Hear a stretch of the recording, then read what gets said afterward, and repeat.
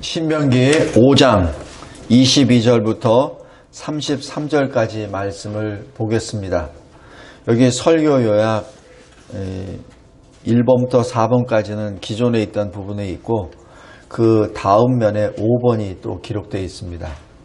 옛날 과거에 우리 교회 요도가 있는 거기에 말씀이 연결되어 있습니다.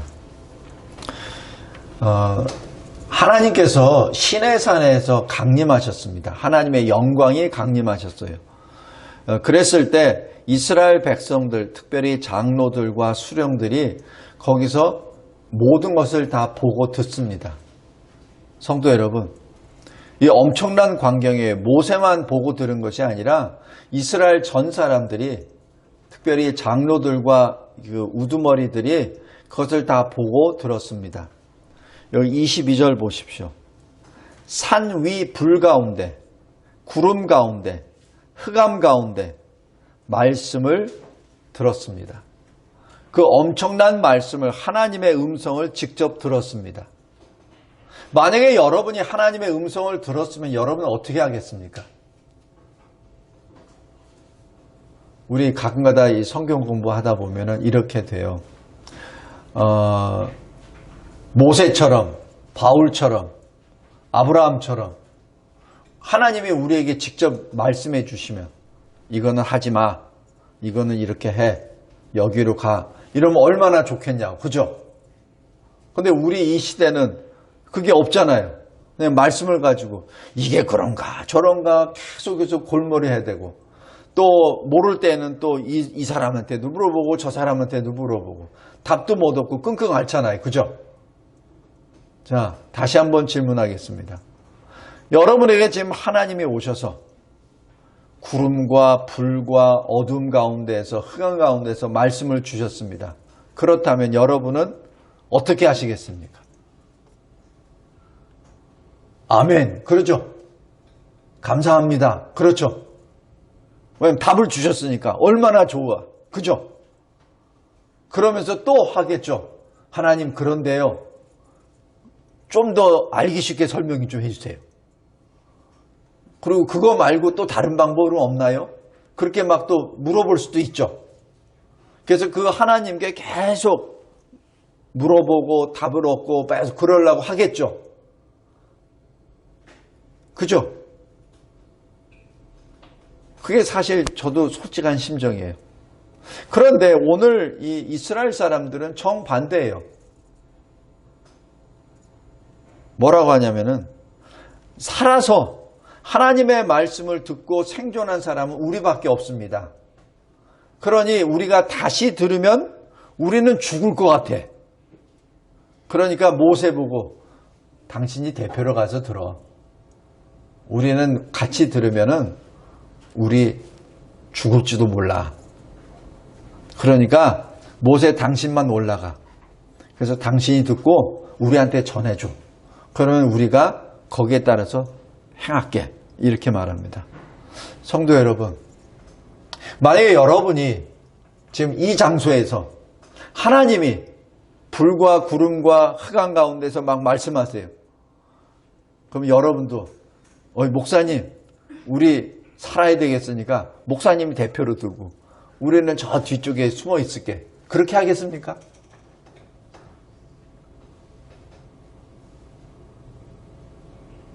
그렇게 하시겠습니까? 지금 이스라엘 백성이 그렇게 하고 있습니다. 이게 이스라엘 백성들만의 모습이 아니라는 것을 다시 한번 말씀드립니다. 왜 그런 줄 아세요? 이 시대 예배를 드리려고 나오는 성도들이 드물어요.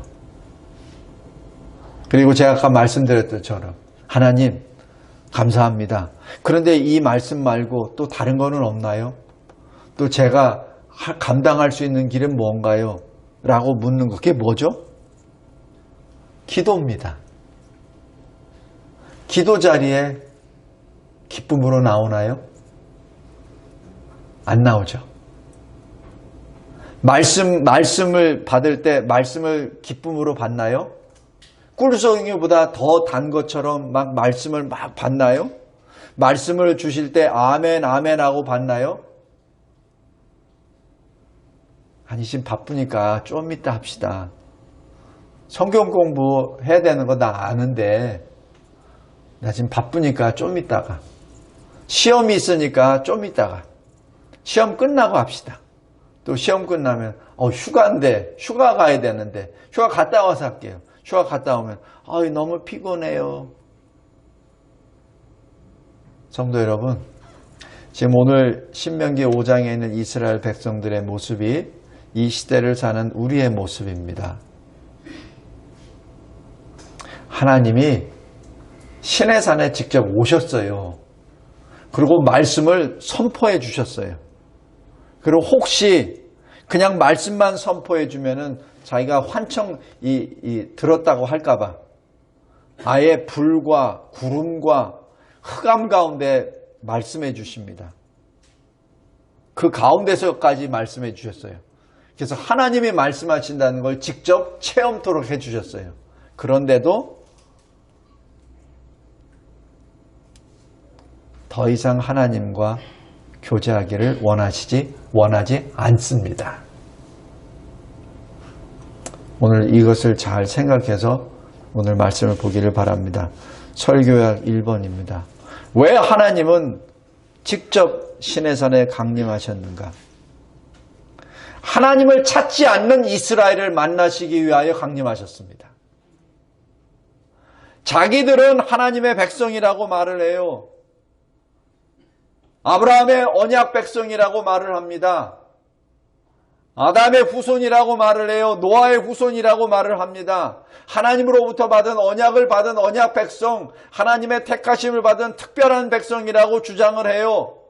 그런데 하나님을 안 찾아요. 참 오묘하죠. 하나님 만나기를 싫어합니다. 그래서 하나님 편에서 먼저 오십니다.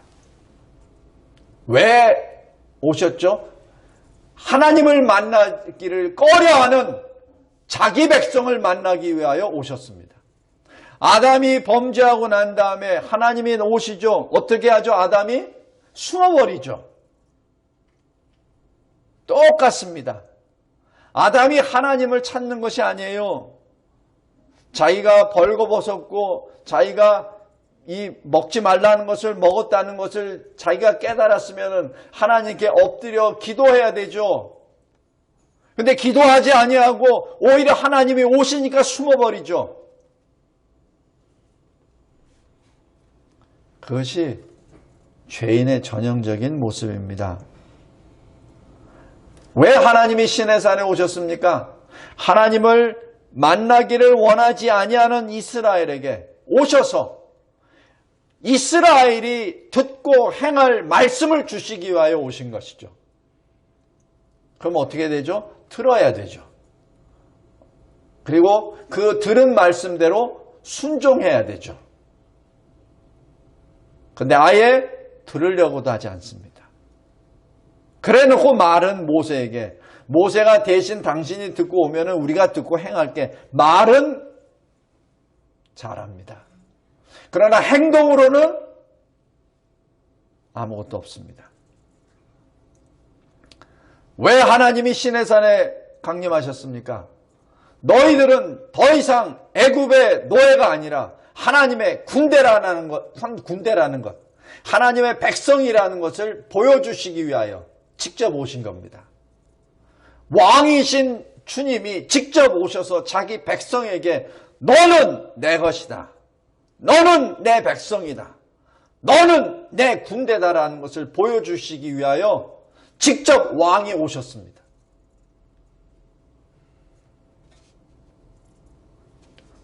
그리고 왜 오셨습니까? 하나님은 자기 백성이 하나님께 나와 예배드리기를 원하십니다.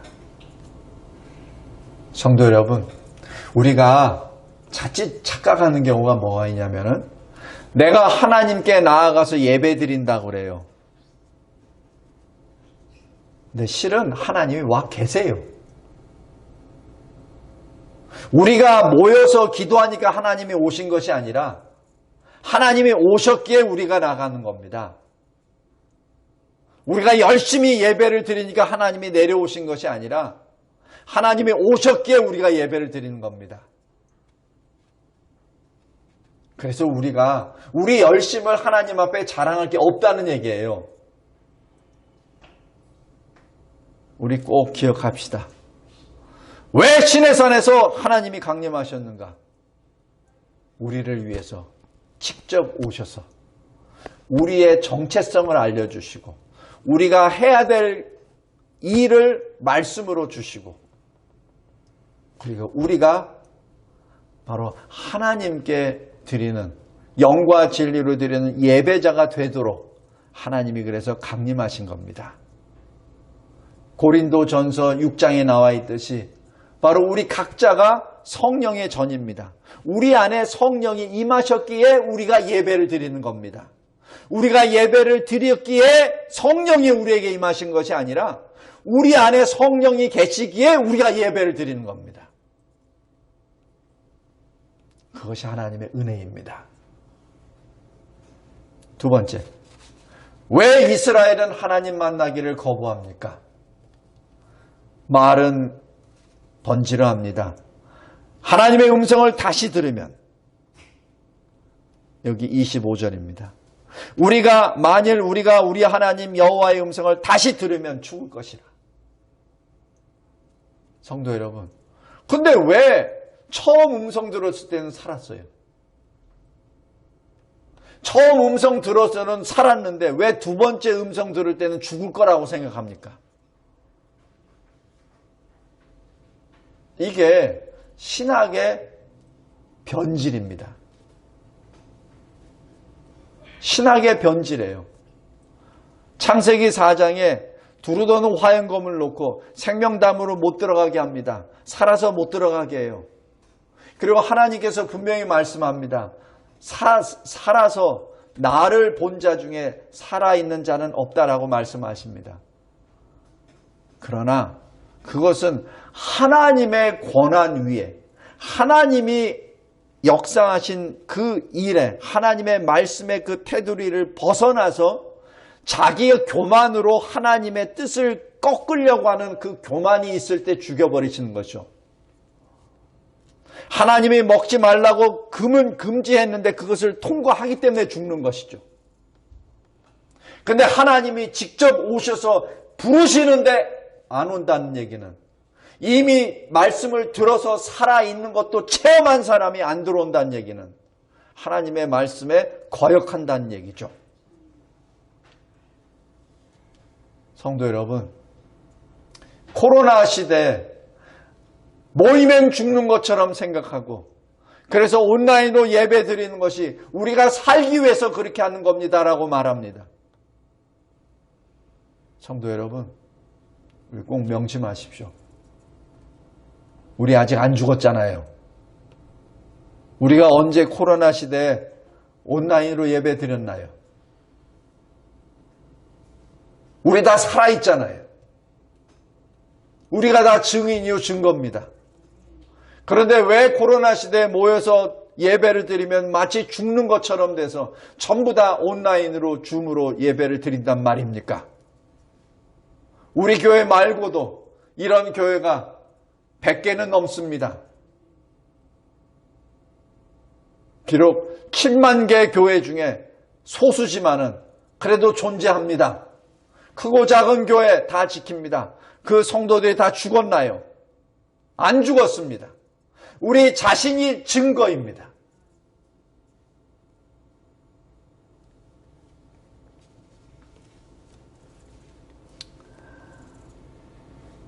왜 이스라엘은 하나님 만나기를 거부합니까?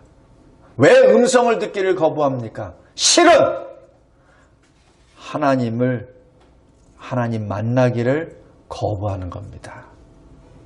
우리 마가복음 5장에 군대 귀신 들린 자 비유 나오시죠? 군대 귀신 들린 자가 예수님의 역사로 인해서 군대 귀신이 다 물러가 버립니다. 옆에 있는 돼지떼에 들어가서 다 죽어버리죠. 그러자 마을 사람들이 와서 어떻게 했죠? 주님께 기도했나요? 감사 찬양했나요? 아니죠. 예수 보고 떠나라고 합니다. 왜? 군대 귀신 들렸다가 온전한 정신 돼서 그 사람이 어디에 있죠? 옷을 제대로 입고 온전하게 된 상태에서 예수 발 앞에 앉아 있죠. 바로 예수의 제자가 됐다는 얘기입니다. 바로 그 돼지떼의 주인들은 예수의 제자가 되기 싫어한 겁니다. 그 돼지떼의 주인들은 예수보다 자기 돼지가 더 중요하기 때문에 그렇습니다.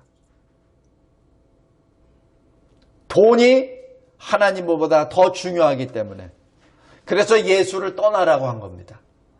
예수께서 더 계시면은 손해가 더 날 것 같으니까 자기도 예수의 제자처럼 저렇게 돼서 자기가 가지고 있는 모든 것을 다 내팽개치고 예수 발 앞에 앉아 있어야 될 것을 보게 되니까 자기가 더 이상 그런 모습이 되고 싶지 않기 때문에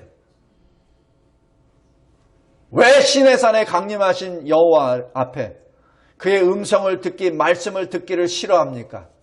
자기가 가지고 있는 것을 포기하고 싶지 않아서 자기가 가지고 있는 것을 끝까지 지키기 위해서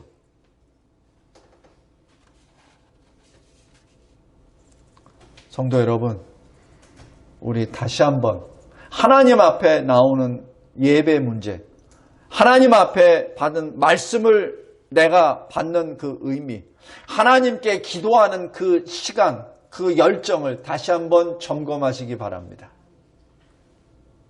셋째, 하나님은 왜 이스라엘에 이러한 거부를 허락하셨습니까? 왜냐하면 이스라엘이 아직 하나님을 만날 수 있을 만큼 영적으로 성숙되지 않았음을 스스로 인정한 것을 받아들였기 때문에 그렇습니다. 이스라엘이 주장한 것이 옳기 때문에 하나님이 받은 것이 아니라 자기들이 아직 영적으로 성장되지 못했던 미숙아라는 것을 스스로 자인한 것을 인정하신 것이죠.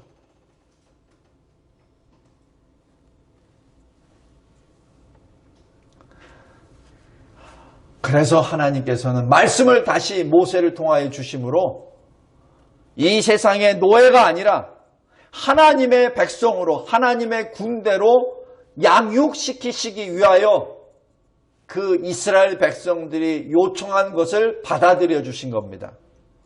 성도 여러분, 우리 꼭 기억하시기 바랍니다.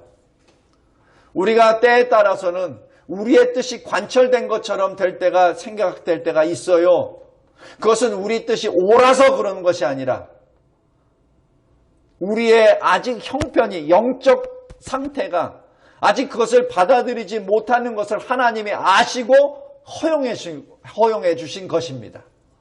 다시 얘기해서 그 미숙 상태를 빨리 앞당겨 달라고 기도해야 됩니다. 내가 말씀을 제대로 안 읽고 기도를 제대로 안 해도 내가 하는 일은 잘 형통되네? 내가 하는 것은 잘 되네? 라고 생각했을 때 착각하지 말기 바랍니다. 이것이 하나님의 길이고 하나님이 나에게 허락하신 것이기 때문에 이것이 옳다고 생각하지 말기 바랍니다.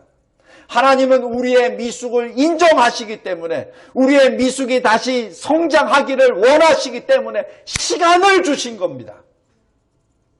그것을 정당화시킨 것이 아니라 우리가 다시 성장할 수 있도록 기회를 허락하시고 시간을 주신 겁니다.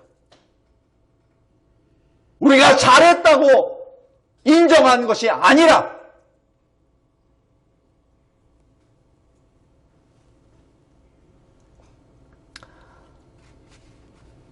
네 번째, 하나님은 자기 백성이 함께 모여 하나님께 예배드리기를 원하십니다. 얼마나 하나님 입장에서 기쁘시겠습니까? 자기 백성이 시내산 안에 다 있을 때 하나님이 오시고 말씀하시고 그 말씀을 듣고 아멘, 아멘, 아멘 손을 들고 찬양을 하고 하나님께 예배를 드리고 우리의 구원하심은 우리의 출애굽의 여호와 하나님께 있도다라고 불렀을 때 이스라엘 백성들이 두 손을 들고 그렇게 외쳤을 때 하나님이 그 예배를 얼마나 기쁘게 받으셨겠습니까? 얼마나 기쁘게 받으셨겠습니까? 우리 요한계시록 7장, 요한계시록 15장에 나와 있는 그 모습을 잘 보시기 바랍니다. 하나님 앞에 흰옷을 입고 예수 보혈로 씻김을 받은 흰옷을 입고 승리의 종려가지를 나무를 들고 그걸 헤아릴 수 없는 많은 백성들, 각 나라와 백성과 종족과 언어 가운데 헤아릴 수 없는 그 많은 사람들이 하나님 앞에 우리의 구원은 보좌와 어린 양에게 있도다 할렐루야, 우리의 영광과 존귀와 능력과 모든 것은 하나님께 있도다 할렐루야라고 불렀을 때 하나님이 얼마나 기뻐 받으시겠습니까? 그것이 천상교의 예배의 모습 아닙니까? 지금 이 시내산에서 강림하신 하나님의 앞에 이스라엘 백성들이 그 노래를 불렀다면은 이스라엘 백성들에게 40년의 그 광야 행진이 필요하겠습니까?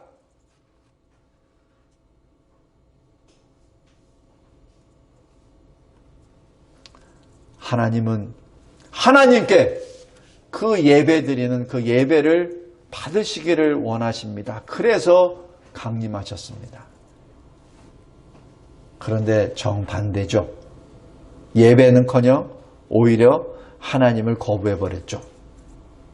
성도 여러분, 우리 주님이 말씀하신 것, 두세 사람이 내 이름으로 모이는 곳마다 내가 함께하리라, 너희와 함께하리라, 그 말씀은 그냥 단순히 두세 사람이라도 모였을 때가 아니라 바로 이 마지막 때에는 두세 사람도 모이기가 힘들다는 것을 역설적으로 표현한 내용입니다.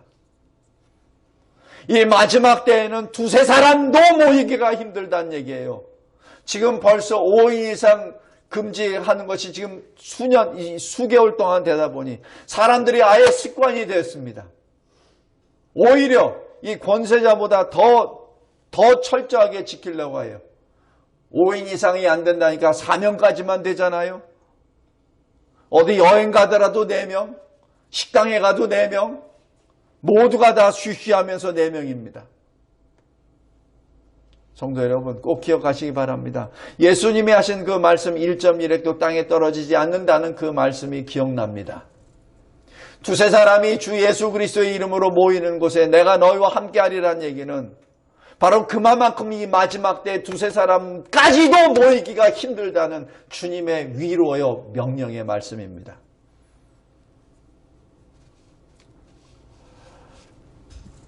그리고 주님이 누가복음 18장 8절에 인자가 올 때 세상에서 믿음을 보겠느냐 하시는 그 말씀은 인자가 다시 오실 때 바로 예수 재림하실 때 이 세상에서 예수 믿음을 보겠느냐는 건 보지 못하겠다는 얘기입니다. 믿음의 소유자가 없다는 얘기입니다. 믿음의 소유자를 눈을 씻고 찾아보아도 찾기 힘들다는 하나님의 말씀입니다. 이 시대가 바로 그 시대입니다. 깨어 기도하는 자가 되길 바랍니다. 하나님께서는 끝까지 믿음으로 하나님을 기쁘시게 하는 자라는 증거를 받은 자, 바로 하나님과 동행하는 자를 원하십니다. 영과 진리로 하나님께 예배 드리는 자를 원하십니다.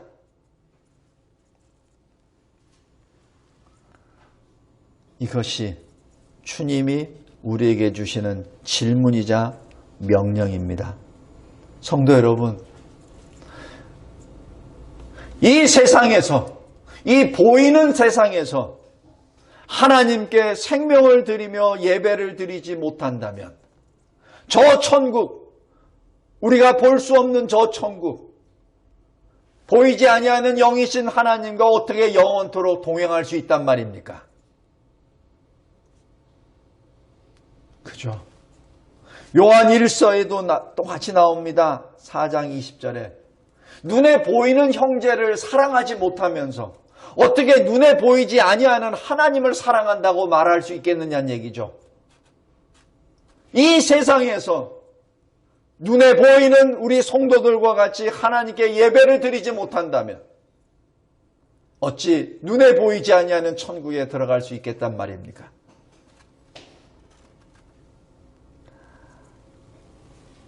노아 시대를 꼭 기억하시기 바랍니다.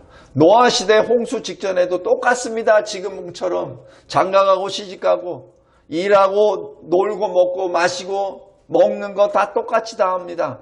그러나 그때는 하나님이 정하신 때는 반드시 필연코 옵니다.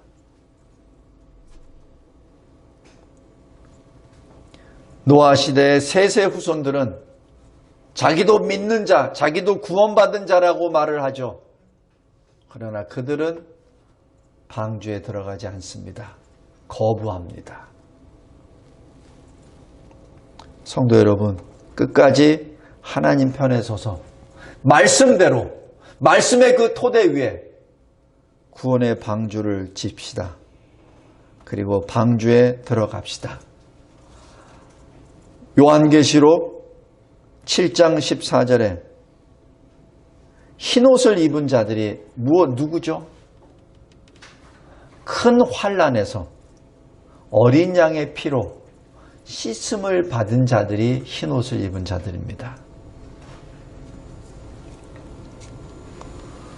요한계시록 22장 14절에도 자기 두루마기를 깨끗이 빠는 자에게 생명나무에 들어갈 수 있는 권세를 주신다고 하셨습니다. 무엇으로 빱니까? 예수 십자가 보혈입니다. 우리 다시 한번 기억하십시다. 넓고 큰 문은 멸망으로 가는 길입니다. 많은 사람들이 가는 곳, 멸망의 길입니다. 협착하고 좁은 문으로 들어가 생명에 이르는 저와 여러분이 되기를 바랍니다. 말씀을 맺겠습니다. 우리는 이 시대를 영으로 바라보아야 합니다. 그저 코로나니까 자연현상으로 봐서는 결코 안 됩니다. 사탄은 하나님의 성도들이 계속 모이는 것을 싫어합니다. 온라인으로 드리는 것을 예배라고 착각하고 스스로 만족하여 모이는 것을 폐하는 습관에 빠져버려 교회가 소멸되기를 원합니다. 거짓말로 지금 이 교회가 연약한 그 부분을 그 거짓 사술로 교회를 지금 무너뜨리고 있습니다. 교회가 지금 그 실상이 지금 허상으로 변화되고 있는 이 시대에 우리가 살고 있습니다. 예배는 하나님 앞에 나아가 생명을 드리는 것입니다.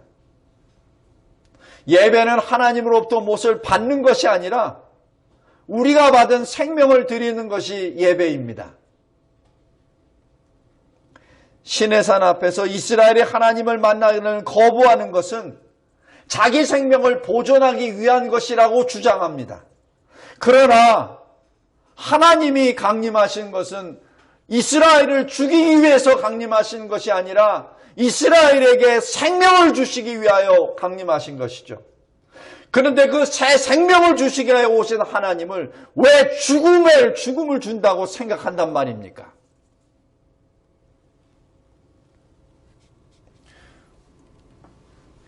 코로나 시대 우리가 예배를 드리기 위하여 함께 모이는 것은 우리의 생명을 위험하게 하는 거니까 모이지 말고 온라인으로 드리는 것이 타당하다라고 말하는 거짓 입술에 거짓 선지자들의 거짓 설교자들의 거짓 신학자들의 거짓 목사들의 말에 빠지지 말기 바랍니다.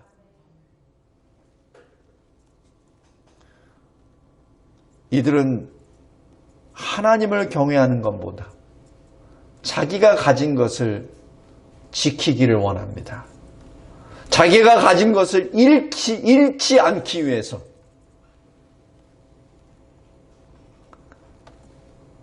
우리 그리스도께서 우리에게 새로운 살 길을 친히 열어주셨습니다. 어떻게? 생명을 내려놓으심으로. 우리를 구원하시고 만나주시기 위하여 말씀이 육신이 되어 우리 가운데 거하신 주님의 영광 앞으로 나아갑시다. 죄와 사망을 이기시고 우리에게 평강을 주신 그 주님께 나아가 예배를 드립시다. 함께 주의 영을 받은 성도들과 함께 끝까지 예배로 승리하시기 바랍니다. 하나님 아버지 감사하고 감사합니다. 우리에게 생명 주신 이유는 하나님께 예배를 드리기 위한 목적입니다. 이스라엘을 출애굽시키신 목적은 하나님이 정하신 장소와 시간 속에 하나님께 예배를 드리도록 하시 위함이듯이 우리도 또한 이 시대에 구원받은 자로 그리스도인으로 삼아주신 이유는 이 마지막 때 끝까지 주 안에서 예배를 드림으로 하나님께 영광을 드리기 위함입니다. 하나님, 이 진리를 끝까지 붙잡고 하나님 앞에 나아가 하나님의 이름을 찬송하는 새 노래를 부르는 하나님의 사람으로 끝까지 붙잡아 주시고 영광 홀로 받아 주시옵소서. 예수 그리스도의 이름으로 기도드리옵나이다. 아멘.